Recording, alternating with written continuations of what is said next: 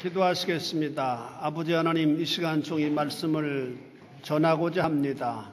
성령께서 운행하여 주셔서 말씀을 전하는 자나 듣는 자가 놀라운 은혜를 덧입는 복된 시간이 되게 하나님 인도하여 주옵소서.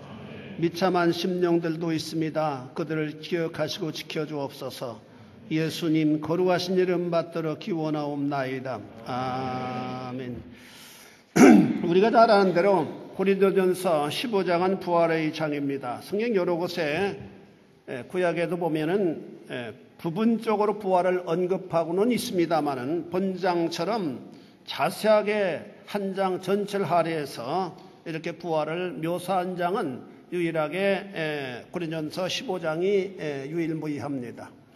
그래서 이 본장은 수많은 그리스도인들에게 부활에 대해서 세밀하고 분명하게 가르쳐주고 있다라고 하는 사실입니다.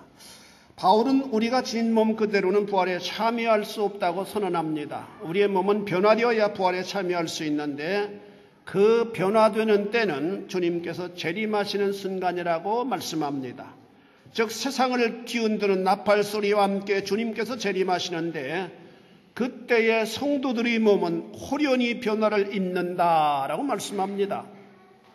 51절에 보니까 보라 내가 너희에게 비밀을 말하노니 우리가 다 잠잘 것이 아니요 마지막 나팔의 순식간에 호련히 다 변화한다라고 말씀하고 있고 52절에 보니까 나팔 소리와 함께 죽은 자들이 썩지 아니할 것을 입겠고 이 죽을 것이 죽지 아니함을 입으리라라고 선언합니다.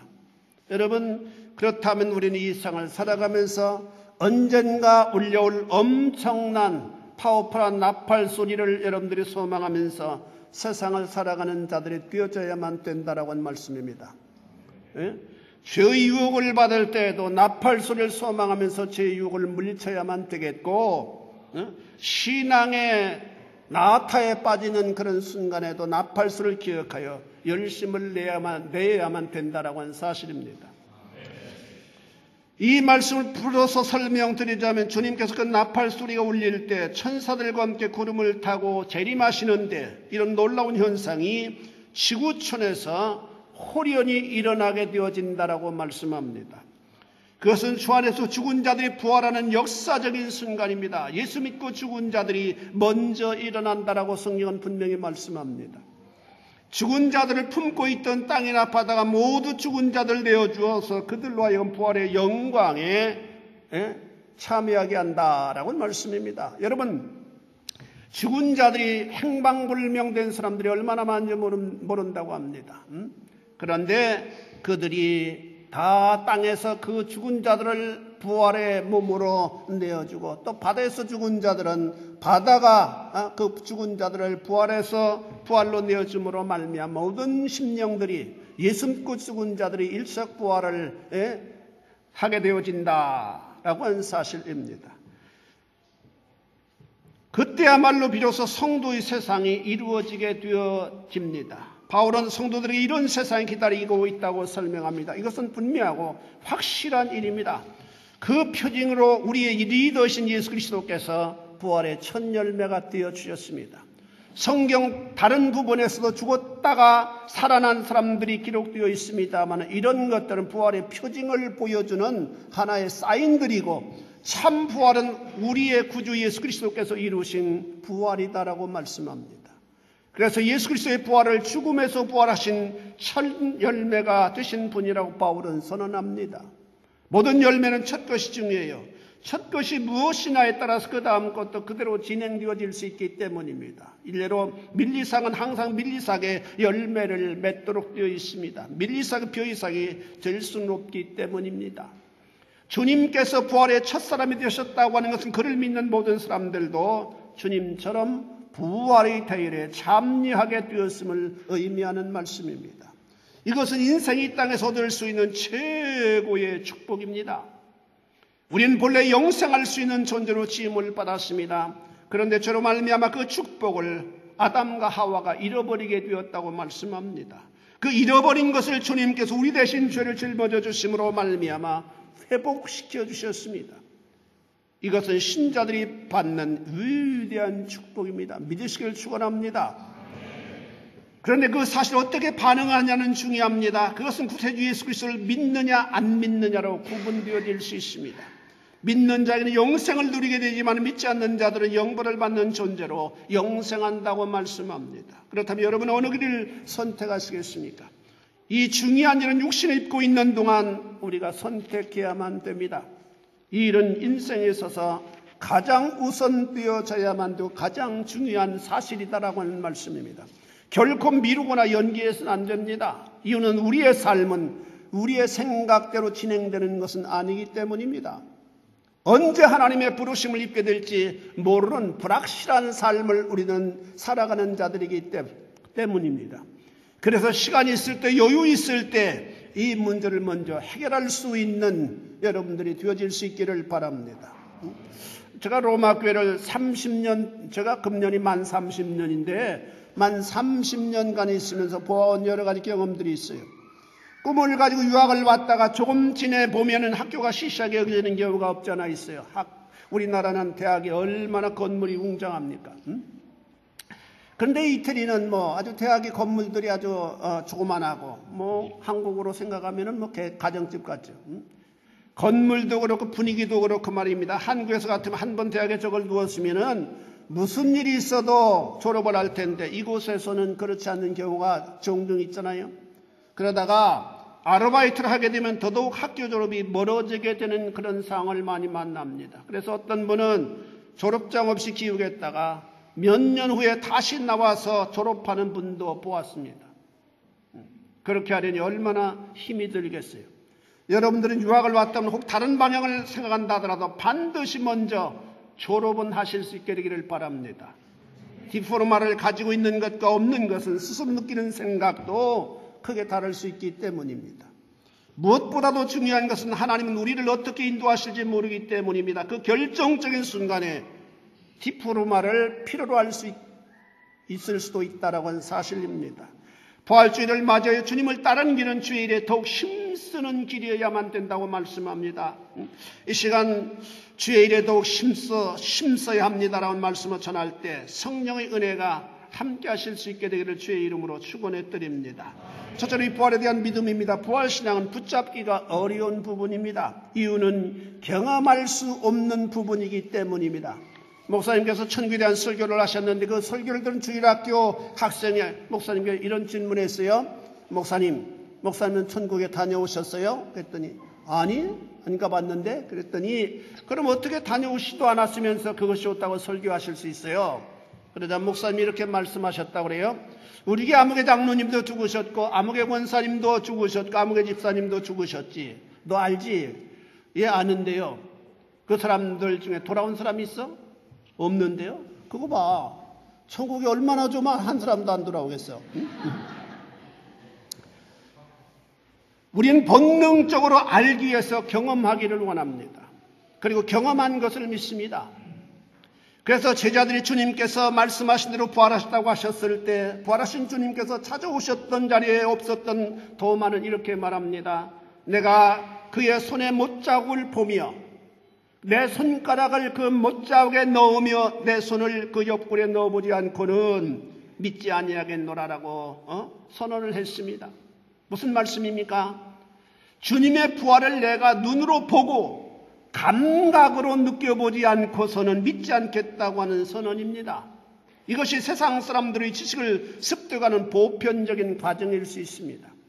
그러나 부활은 영적 세계의 일입니다. 그래서 세상적 방법으로는 알 수가 없습니다. 체감할 수 없어요.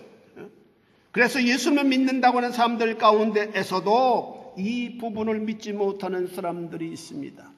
옛날에 한국에서 선교하는 선교사가 내가 다른 것은 다 믿는데 부활만큼은 믿어지지 않는다고 고백했던 선교사가 있었습니다. 여러분, 신앙생활 하는 사람들 가운데에서도 부활을 믿지 못하는 사람들이 있다라고 하는 사실입니다. 그렇다면 여러분은 어떻습니까? 아마도 교회는 다니면서도 부활을 믿지 못하는 사람들이 꽤 있을 거라고 생각이 됩니다. 왜 그렇습니까? 그들의 삶의 모습을 보면은 그런 것 같아요. 그들이 정말로 생명의 부활을 믿는다면은 그렇게 함부로 행동할 수 없기 때문입니다.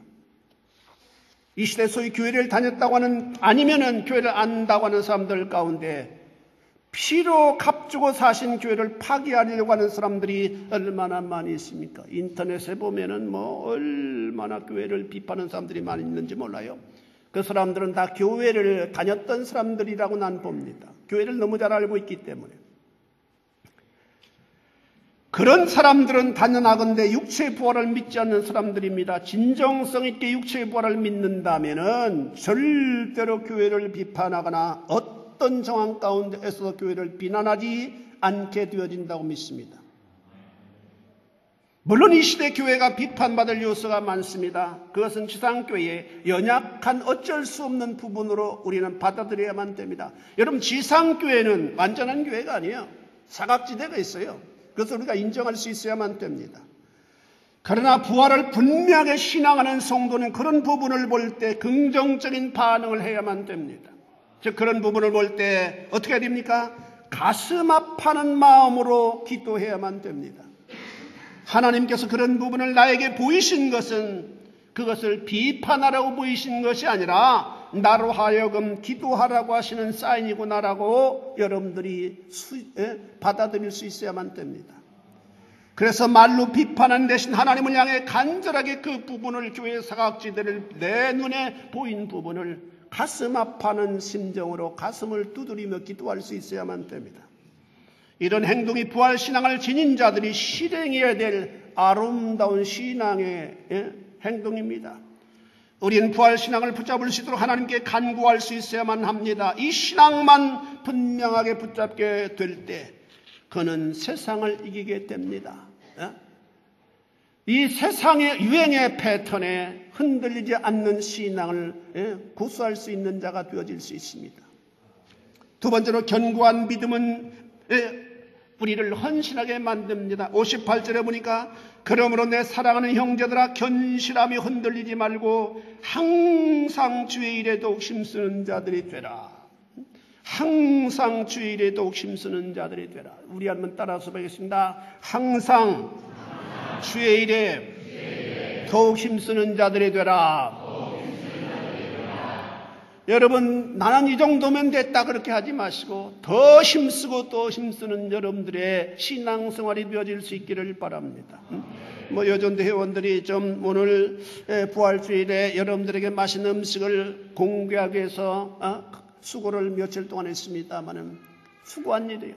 이런 수고는, 주를 위한 수고는 하나도 땅에 떨어지지 아니하고 오로라게 열매 맺어서 우리가 영광의 부활하는 날 주님 앞에 정난하게 서게 되는 날 주님께로부터 계산받게 되어진다고 성경은 말씀합니다. 믿으시길 축원합니다. 성가대도 마찬가지예요. 열심을 다하여 주일마다 다른 사람보다 더 일찍 나와서 찬양하고 연습하고 이런 모든 부분들은 어떤 의미에서 육신적으로는 귀찮은 부분입니다만은 이런 부분만이 영원히 남을 수 있는 열매가 되어진다라고 하는 사실 여러분 기억하실 수 있게 되기를 바랍니다.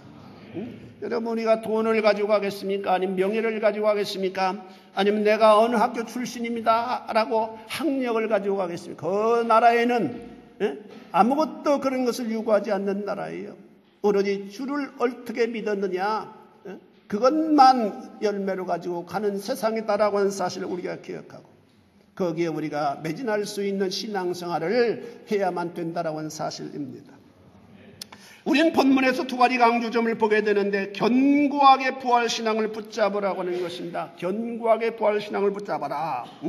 부활신앙에 대해서 견실하며 흔들리지 말라고 하는 말씀, 이 땅에서 믿기 어려운 부분이라고 하는 말씀입니다. 흔들릴 수 있는 부분이 굉장히 많이 있고 제대로 이 부활신앙을 붙잡기가 용이하지 않는 세상이라고 하는 사실입니다.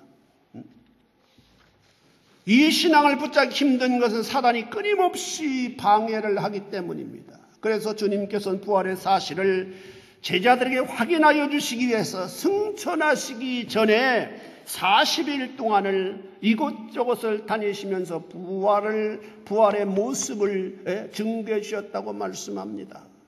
주님의 부활의 모습은 우리가 상상했던 그런 부활의 모습이 아니라 우리의 육체적 부활을 주님께서 증거해 주셨다. 영은 살과 뼈가 없지만은 주님의 부활체는 살과 뼈가 있는 모습이었다고 말씀합니다. 그 부활체는 음식을 원하면 잡수실 수 있고 원치 않으면 잡수지 않으실 수도 있는 그런 부활체이셨습니다. 그리고 막힌 공간에 주님께서는 부활하신 부활체는 전혀 관계없이 통과할 수 있는 이런 어떤 장벽에 관계없이 통과할 수 있는 그런 몸으로 부활하셨음을 주님은 증거하고 있습니다. 우리는 주님의 부활하심과 똑같은 모습으로 부활한다. 믿으시길 축원합니다. 고린도전서 15장 4절에 보니까 장사 지낸 바 되었다가 성경대로 사흘 만에 다시 살아나사 성경대로 살아나사 게바에게 보이시고 후에 12제자에게와 그 후에 500여 형제에게 일시에 보이셨다니 그 중에 지금까지 대다수는 살아있고 어떤 사람은 잠들었으며 왜 이렇게 주님께서 당신의 부활의 모습을 수많은 사람들에게 보여주셨습니까? 이것은 보통 사람들이 믿기 어려운 부분이기 때문에 나를 보고 너희들이 이 부활을 믿어라. 너희들도 나를 믿을 때 나와 같이 부활한다라고 하는 사실을 증거해 주시기 위하여 수많은 사람들에게 당신의 부활의 모습을 보여주셨다라고 하는 말씀입니다. 그러니 성도는 이 신앙을 의심 없이 믿어야만 합니다. 다른 것은 다 믿는데 이 부활신앙만은 믿지 못한다면 그는 아주 불쌍한 자가 됩니다. 왜냐하면 그는 부활에 참여할 수 없는 자가 되어지기 때문입니다. 뿐만 아니라 항상 주의 일에 힘쓰는 자들이 되어야 된다고 바울은 우리들에게 권고합니다. 본문 58절에 보니까 항상 주의 일에 더욱 힘쓰는 자들이더라. 힘쓰는 자가 아니라 더욱 힘쓰는 자, 더욱 힘쓰는 자들이 되라. 분명한 부활을 믿는 자들마다 주님의 일에 열심을 낼 수 있어야만 된다라고 하는 사실입니다. 그것은 주님을 위한 일은 결코 헛되지 않다고 하는 사실 때문입니다. 이 진리를 믿는 수많은 신앙의 선배들은 어떠한 핍박이나 시험도 두려워하지 않았습니다. 죽음까지도 두려워하지 않았습니다. 그리고 주님의 복음을 전하는 일, 주님의 진리를 전하는 일에 최선을 다했습니다. 그것을 주님을 사랑하는 보답으로 여겼기 때문입니다. 세 번째로 성도의 수고는 보상이 있습니다. 58절에 보니까 마지막에 이는 너희 수고가 헛되지 않은 줄 알미라. 우리의 수고는 헛되지 않습니다. 주를 위한 우리의 수고는 절대로 무익한 것이 아니올시다. 본문에 헛되다라고 하는 어원의 뜻은 아무것도 없다라고 하는 의미입니다. 추운 겨울에 밖에 나가서 후하고 입김을 내쉬면 입안에 더운 공기가 하얀 포마를 그리다가 사라집니다. 뭔가 물체가 있는 것 같지만은 다 사라져버리고 아무것도 없습니다. 이런 것을 가리켜서 헛되다라고 표현합니다.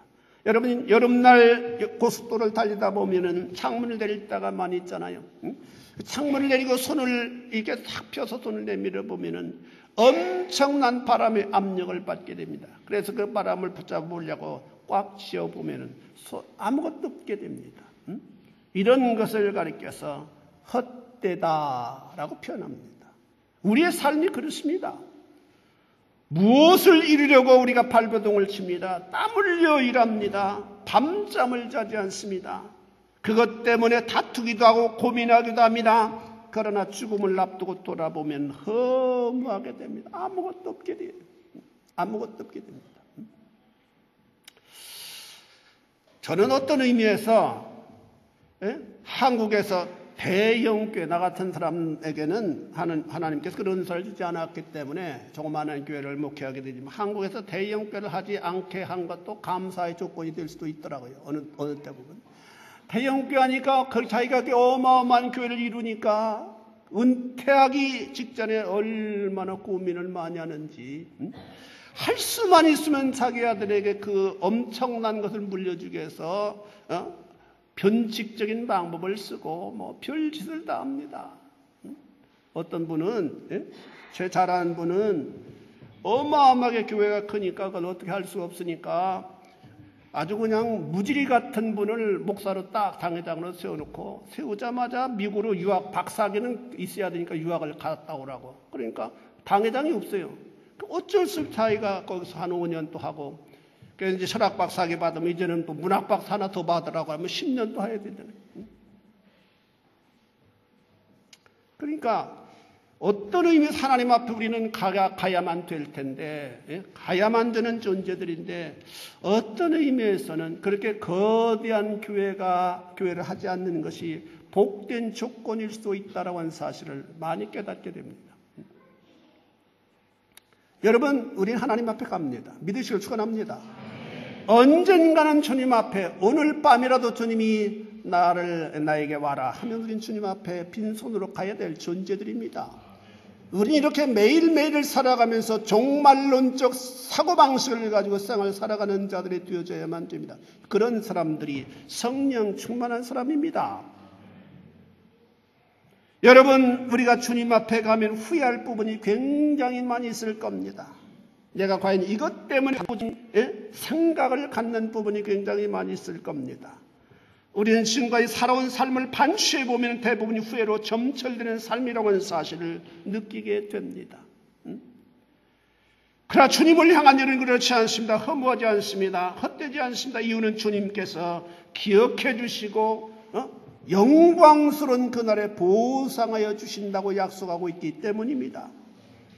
사랑하는 성도 여러분, 우리 이제부터 우리 앞에 있는 부활을 바라보며 의미 있는 삶에 더 많이 집중할 수 있는 신앙의 길을 걸어가야만 됩니다. 바울은 이것을 우리에게 설명합니다. 너에게는 분명히 부활이 준비되었으니 그 사실을 믿고 흔들리지 말고 주의 일에 더욱더 힘쓰며 살아가라고 말입니다. 우리의 삶에서 참으로 남는 부분이 있다면 주님을 위해 힘쓴 부분입니다. 주님을 위해 땀 흘린 부분입니다. 부활주의를 맞아 우리 앞에 예비된 영광스러운 부활을 분명하게 믿어야만 합니다. 그리고 우리에게 주어진 부활을 영광스러운 부활이 되도록 주의 일에 더욱 힘쓰는 자가 되어져야만 됩니다.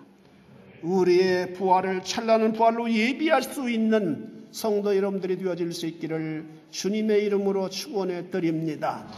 기도하시겠습니다. 자비하신 아버지 하나님, 주님의 은혜를 감사를 드립니다. 우리 주님 고난당하시고 부활하심으로 말미암아 우리들에게 영원한 부활의 소망을 허락하여 주심을 감사를 드립니다. 모든 인생들이 죽음을 두려워하고 무서워하지만은 우리들에게는 죽음을 전혀 무서워하지 않을 수 있는 신앙을 허락하여 주심을 감사합니다. 아버지 하나님, 언제 우리가 주님의 부르심을 받는다 할지라도 담대하게 오 주 예수여 참으로 내가 주 앞에 갑니다라고 아버지 하나님이여 승리의 아버지 하나님이여 고백을 토하며 주 앞에 아버지 하나님이여 담대하게 걸어갈 수 있는 인생들이 되어질 수 있도록 주님이여 도와주옵시기를 바라옵고 원합니다. 아버지 하나님이여 주님의 복된 부활주일에 주의 사랑하는 성도들이 주님의 아버지 부활을 통하여 우리도 부활한다고 하는 사실을 의심 없이 모두가 믿게 하나님 인도하여 주시고 그러므로 이 부활 믿음을 가지고 세상을 담대하게 살아갈 수 있는 복된 심령들이 되어질 수 있도록 주님 축복하여 주옵소서. 예수님 거룩하신 이름 받들어 기도 올리옵나이다. 아멘.